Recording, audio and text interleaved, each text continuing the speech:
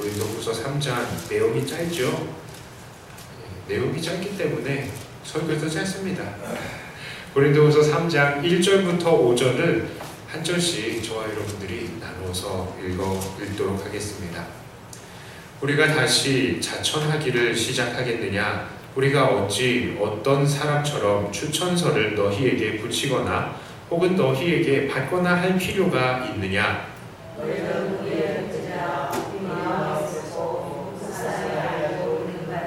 너희는 우리로 말미암아 나타난 그리스도의 편지니 이는 먹으로 쓴 것이 아니요 오직 살아계신 하나님의 영으로 쓴 것이며 또 돌판에 쓴 것이 아니요 오직 육의 마음판에 쓴 것이라.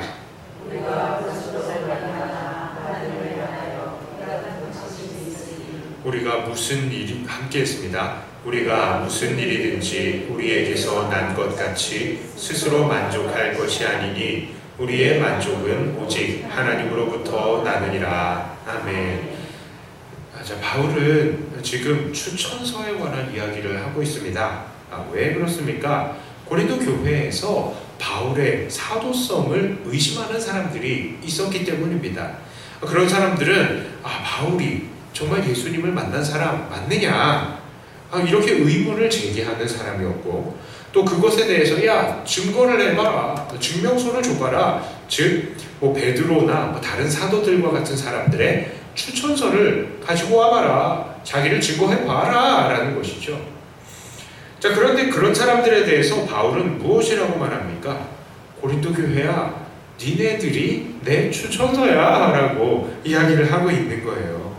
제 2절에서 고린도 교회가 이 바울이 세상으로 보낸 추천서다, 편지다 이렇게 이야기를 하고요.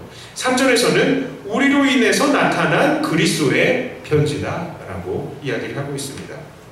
이게 무슨 말이냐? 자, 이들은요 바울을 통해서 예수님을 믿었죠. 예수님을 믿고 또 그 믿을 때에 마음에 성령을 받았습니다. 그리고 그 사실을 세상 사람들이 모두 다 알고 있다는 거예요. 그래서 2절의 후반부에 그러잖아요. 뭇사람이 알고 있는 바라. 니네들 예수 믿고 성령 받아가지고 니네들이 바로 내 편지다, 이 사실 사람들이 다 알고 있어, 이 얘기를 합니다. 그러니 더 이상 무슨 증거가 필요하단 말입니까?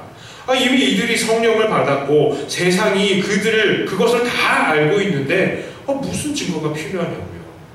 다 예수님, 이 사도 바울이 하나님께서 보내신 사도가 아니면 그런 일이 일어나겠느냐 이 말이죠.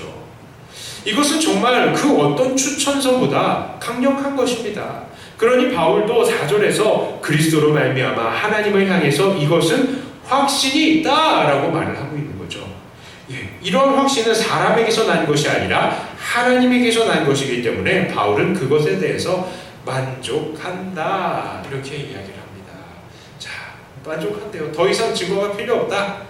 근데 내 자신에 대해서 추천서를 너희들한테 보내줄 필요가 없고 니네들로 인해서 복음이 증거되고 사람들이 그걸 다 알고 있으니까 오케이, 그게 추천서야, 난 그걸로 만족해 라고 이야기를 하는 겁니다. 자, 6절부터 11절까지의 말씀도 교독해 보겠습니다.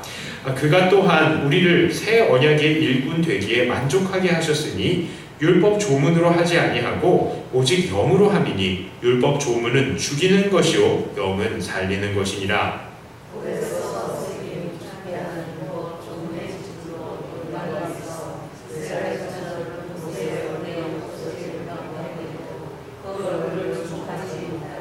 하물며 영의 직분은 더욱 영광이 있지 아니하겠느냐?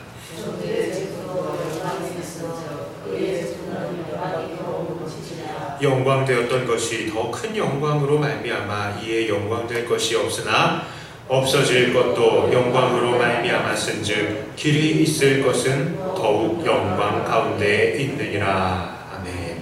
자, 바울이 고린도 교회가 예수님을 믿고 성령을 받아서 그리스도의 편지가 된 사실, 자, 그래서 자기들에게 더 이상 추천서가 필요 없다는 사실, 이걸 가지고 만족한다라고 했었죠. 자, 그런데 여기에 한 가지 더 만족하는 이유가 있습니다. 그것은 바로 그들이 바로 새 언약의 일꾼이 되었기 때문입니다. 바울과 그 이 일행들이 새 언약의 일꾼이 되었기 때문에 만족한다라는 거예요.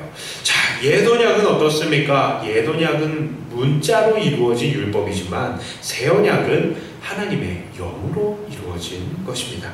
옛 언약은 결국 정죄와 심판의 결과를 가져오지만 새 언약은 예수 그리스도를 통한 영원한 생명을 가져오는 것입니다. 이 옛 언약도 하나님께서 주신 것이니 분명 영광스러운 것이지만 이 옛 언약을 대체하고 완성시킨 새 언약은 더더욱 영광스러운 것입니다. 그러니 바울은 자기들이 이렇게 새 언약의 일꾼이 된 것으로 만족한다라는 것이죠. 자, 이제 이 고린도전서 3장의 마지막 파트입니다. 12절부터 18절까지를 교독하도록 하겠습니다. 우리가 이 같은 소망이 있으므로 담대히 말하노니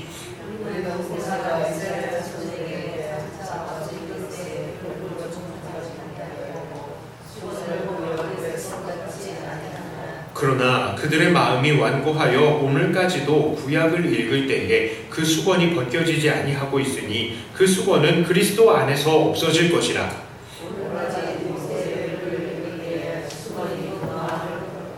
그러나 언제든지 주께로 돌아가면 그 수건이 벗겨지리라.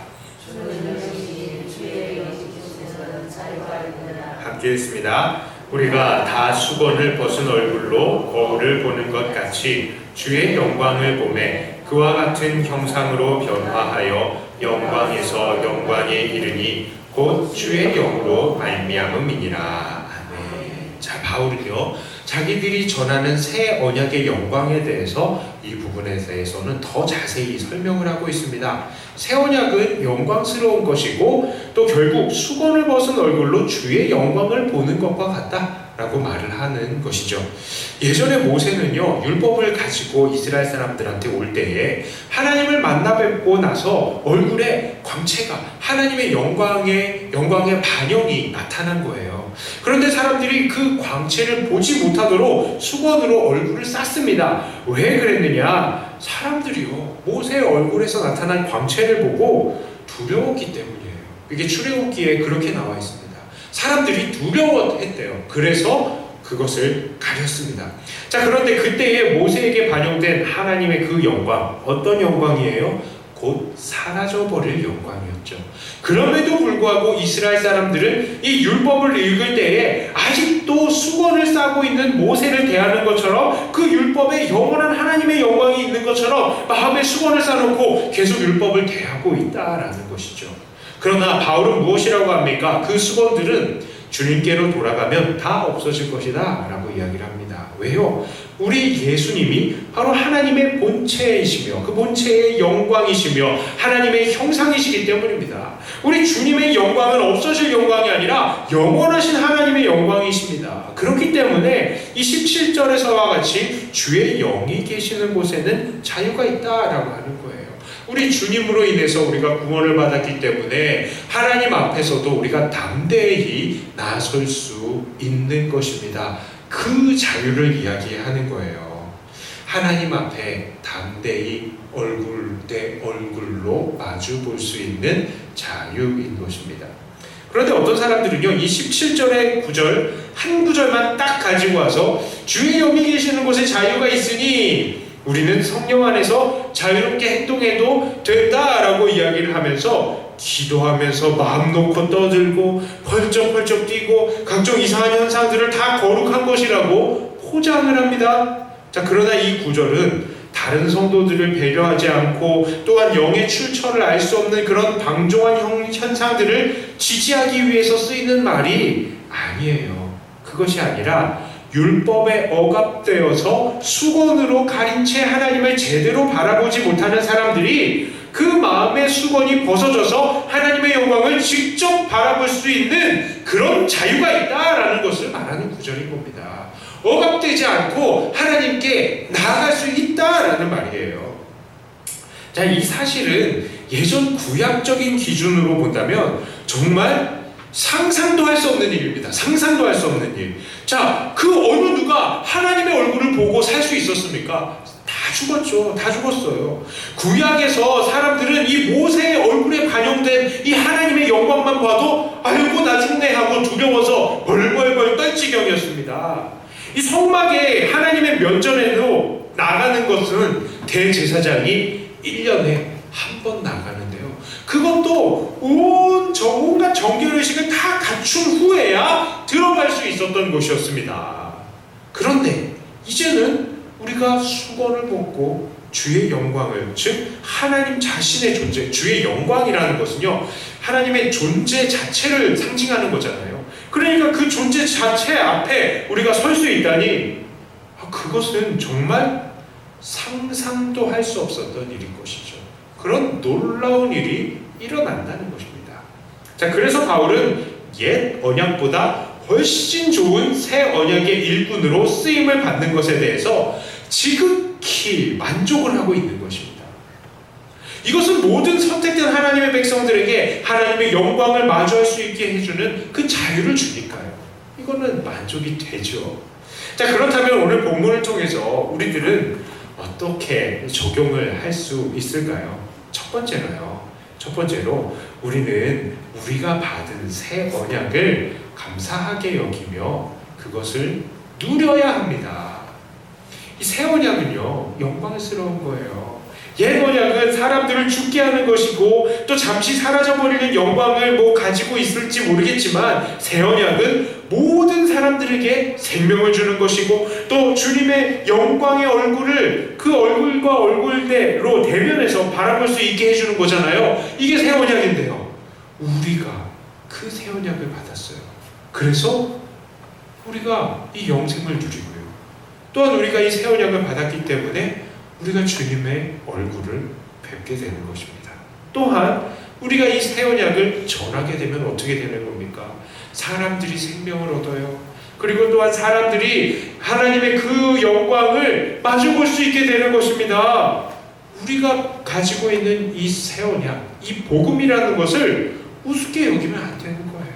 구약 사람들은 정말로 벌벌벌벌 떨고 절대 일어날 수 없었다고 생각하는 바로 그것이 오늘 우리에게는 아무렇지도 않은 일상이 되어버린 것입니다.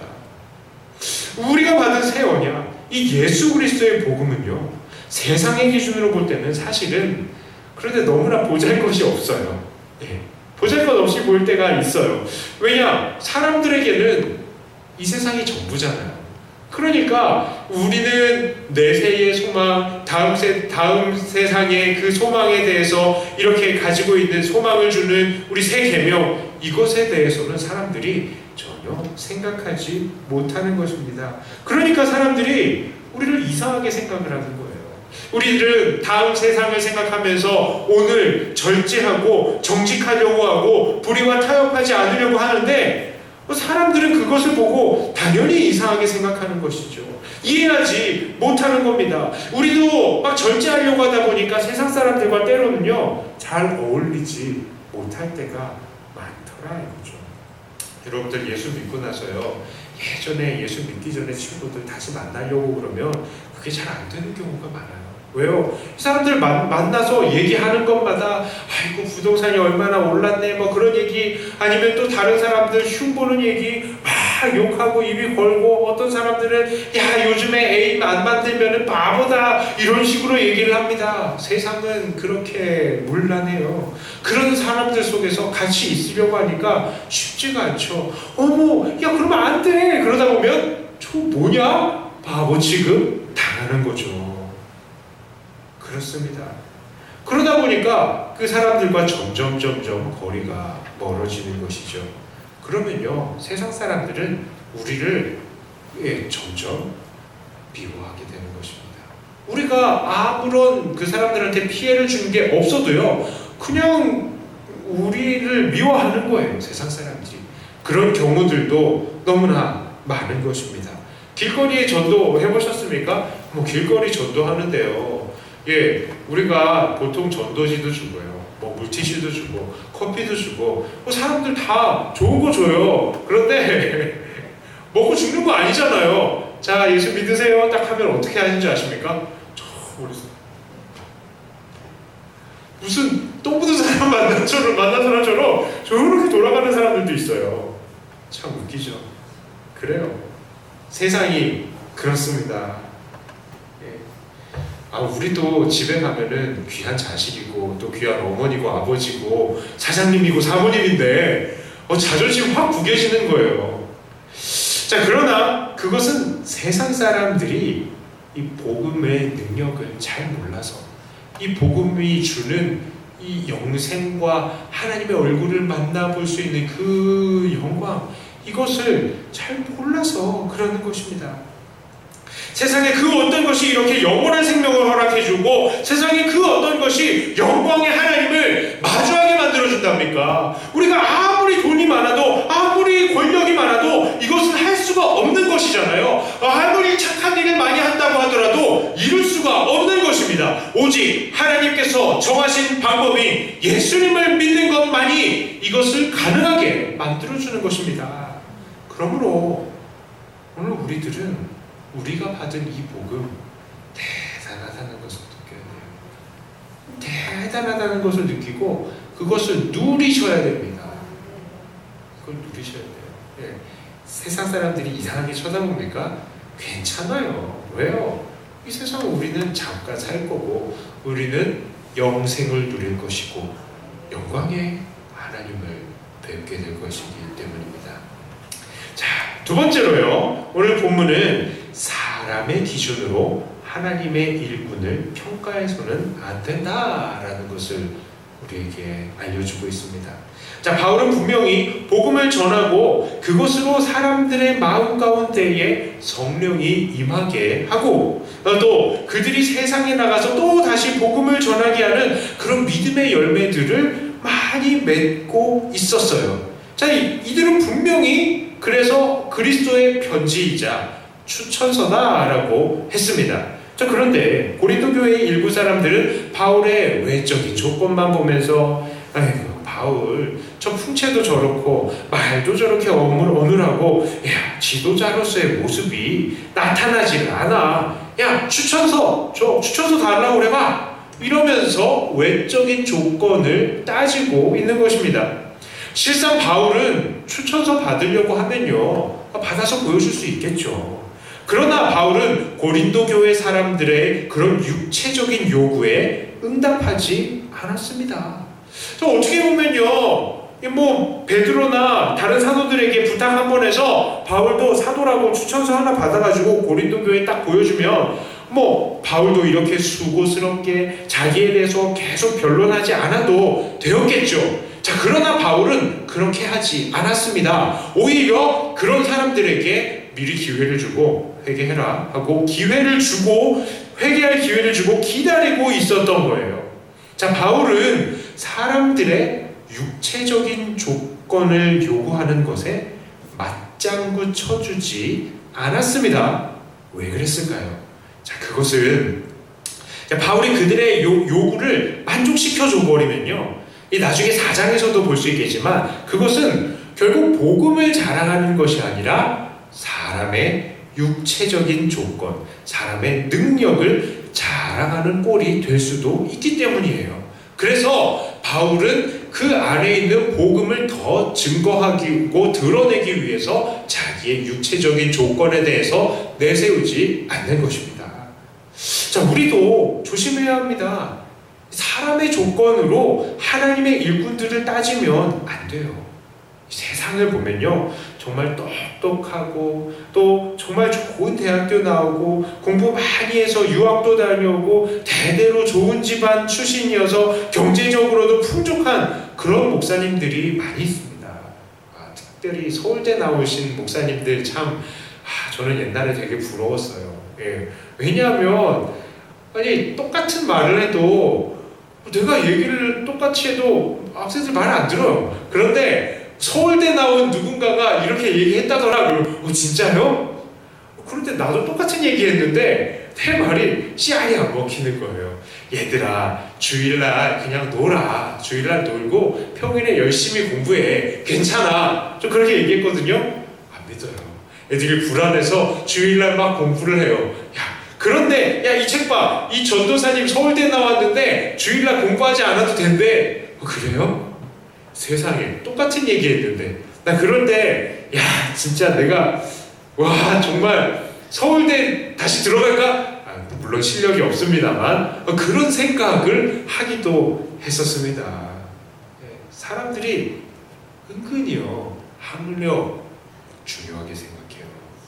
그래서 교회들이 후임 목사님들 뽑으려고 할 때 전부 다 아이고 어디서 공부했냐, 유학은 다녀왔냐, 영어 잘하냐, 잘생겼냐, 찬양 잘하냐 이런 조건들을 따지는 것이죠.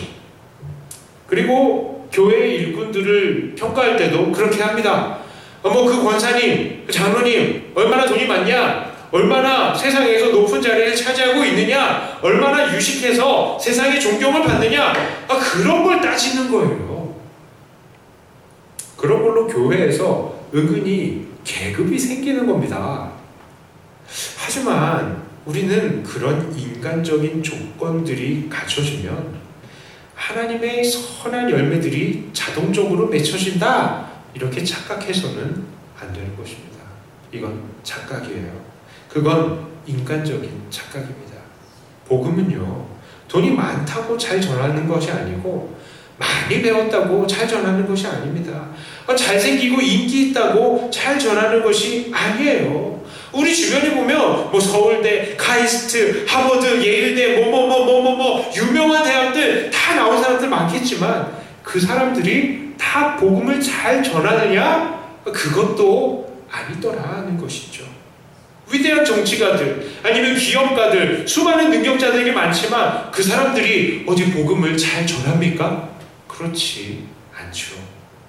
자, 그러니까 우리가 누군가에 대해서 바라본다면 그 사람의 외적인 조건들을 따져서는 안 되는 것입니다. 그 사람 안에 정말 하나님을 향한 사랑이 있고 복음의 진리를 담고 있는지 그걸 봐야 되죠. 결국 그 사람이 맺는 열매, 즉 그 사람 때문에 예수님을 믿고 또 복음의 일꾼이 되는 사람들이 있다면 바로 그들이 복음을 전한 그 사람들이 추천서가 되는 거라고요. 그래서 저도 목사이지만 때로는 정말 성도님들이 존경스러울 때가 너무 많습니다. 어떤 성도님들은요 물론 공부 많이 하신 성도님들 하나님 앞에 고상하게 열심히 최선을 다해서 섬기고 또 말씀 연구하고 전도하고 그러시는 분들도 많아요. 그런데 어떤 분들은요 성경 글씨를 잘 못 읽으시는 분들도 계세요. 그러나 열심히 기도하고요 정말 자기 나름대로 최선을 다해서 섬기고 열심히 전도하시는 분들이 계십니다. 그런 분들 그래서 열매를 많이 맺었어요. 그런 분들은 결국에는 존경을 받으실 만한 분인 겁니다. 그런 분들을 존경해야지 교회가 아유 돈 많이 버시니까 아유 돈으로 충성하시는 분도 일꾼이십니다. 아유 장로님 돼주셔야죠. 이런 식으로 하면 교회는 하나님의 뜻을 저버리기 시작하는 것입니다. 추천서가 누구라고요? 그 사람들의 열매라는 것입니다. 자, 그러니까 외적인 조건들로 사람들을, 일꾼들을 평가해서는 안 된다라는 것입니다. 자, 이제 말씀을 정리하고자 합니다. 오늘 말씀을 통해서 우리는 우리가 받은 복음, 그 새 언약의 가치를 다시 한번 바라보게 되었습니다. 이 새 언약은 우리에게 영원한 생명을 주며 하나님의 영광을 보게 하는 너무나도 놀랍고 고마운 것입니다. 그러므로 우리는 이 새 언약을 오늘도 누리셔야 합니다. 그리고 이것을 들고 전해야죠. 주눅들 필요가 없습니다. 또한 우리는 이 세상의 기준으로 하나님의 사람들을 평가해서는 안 됩니다. 그 사람이 정말 복음 잘 전하면서 열매를 맺고 있는 것, 그것 하나만 보면 된다는 것이죠. 그 일꾼을 통해서 복음을 받아들이는 사람이 많이 있다면 그 사람들이 바로 일꾼의 추천서가 되는 것입니다. 우리 교회에서도요, 돈 많은 사람, 권력 있는 사람, 목소리 큰 사람, 그런 사람들 존경할 것이 아니라 앞으로 정말 복음의 열매가 있는 일꾼들을 존경하고 높여주어야 할 것입니다. 이제 또 장로님도 뽑고 권사님들도 뽑아야죠. 자, 어떤 사람이 되어야 된다고요? 이런 존경받을 만한 사람이요. 돈 많은 사람 필요 없습니다. 우리 교회에 있으면 좋지만 필요 없습니다. 그런 사람들 우리 막 높이지 않습니다. 뭐 하버드대 예일대 나왔다고 저는 절대 굽히지 않습니다. 왜요? 기준이 여기 있잖아요. 자, 이렇게 우리가 받은 새 언약을 부끄러워하지 않고 온전히 누리고 그 새 언약을 날마다 전하여 복음의 열매들을 맺어내시는 저와 여러분들이 다 되시기를 주님의 이름으로 축복합니다. 기도합니다. 하나님 아버지, 오늘 이 고린도 후서 3장의 말씀을 통하여서 우리가 받은 하나님의 그 복음이 얼마나 귀중한 것인지, 그리고 하나님의 일꾼은 어떠한 사람이 되어야 하는지 다시 한번 살펴보았습니다. 하나님, 말씀에서 은혜 주시는 대로 우리가 그렇게 살게 하여 주시고, 특별히 우리에게 주신 이 복음 정말 우리가 풍성히 누리며 매일매일 천국의 삶, 영생의 삶을 먼저 누리는 우리가 되게 하여 주시고, 또 이 복음을 담대히 증거하는 우리들이 되게 하여 주시옵소서. 하나님께서 우리 성도님들에게 은혜로 함께 하시고 영육간의 강건함으로 함께 하여 주시옵소서. 세상이 감당하지 못하는 사람들로 만들어 주시옵소서. 감사드리며 우리 주 예수님 이름으로 기도드리옵나이다. 아멘. 하늘에 계신 우리 아버지여, 이름이 거룩히 여김을 받으시오며 나라의 임하옵시며 뜻이 하늘에서 이루어진 것 같이 땅에서도 이루어지이다. 오늘날 우리에게 일용할 양식을 주옵시고 우리가 우리에게 죄 지은 자를 사하여 준 것 같이 우리 죄를 사하여 주옵시고 우리를 시험에 들게 하지 마옵시고 다만 악에서 구하옵소서. 대개 나라와 권세와 영광이 아버지께 영원히 있사옵나이다. 아멘.